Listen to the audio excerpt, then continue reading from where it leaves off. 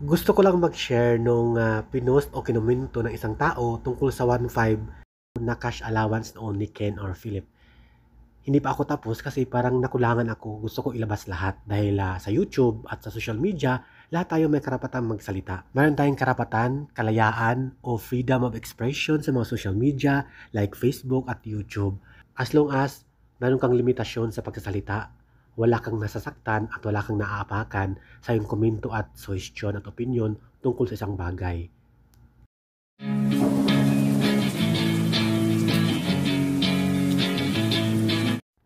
Hello 18! Welcome back to my channel. Andito na naman tayo sa ating segment sa ating channel. Opinion, komento, suggestion. At this time, all about sa 1.5 na cash allowance ni Ken nung siya nagsimula bilang member ng boy band na SB19 na galing pang Mindanao. I think Ozamis or Cagayan de Oro. Correct me if I'm wrong. Sa last video na aking in-upload, nagkamali ako, hindi siya hinold up, siya pinaikot-ikot lamang ng taxi driver dahil isa siyang probinsyano na taga Mindanao. At ang driver ng taxi, of course, taga syudad. Nais ko lang itapik itong 1.5 na allowance ni Ken sa kanyang pagsisimula. Para sa akin, isa itong discrimination na talagang kinomento, pinost sa social media na ang 1.5 ay unang pera ni Ken na nagpunta ng Manila. Para sa akin, isa itong discrimination, parang nangungutya.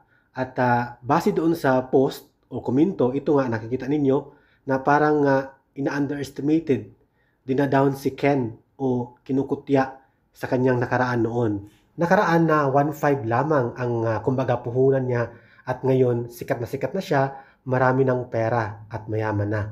Unang-una, ginusto siya at minahal siya ng taong bayan ng mga Pilipino. At mayroon siyang karisma, may talent siya. Yung perang kinita niya, hindi niya ninakaw, hindi niya kinuwang pirsahan sa mga tao. Mayroon siyang produkto, may talento siya na kung saan yun ang tinangkilik. Yan ang ginawa niyang tulay para kumita at syempre yumaman kasi may talent eh. At marangal na trabaho ang mga awit o artist dahil may talent at may produktong nilalabas.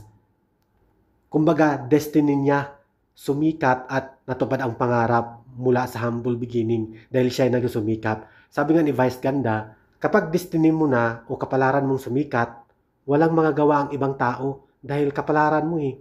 Destiny mo, sumikat ka dahil mayroon kang talento, may karisma ka. At walang makakapigil sa iyong kasikatan, lalo na pag mayroong mabuting intensyon at magpasaya ng mga tao, ng mga fans.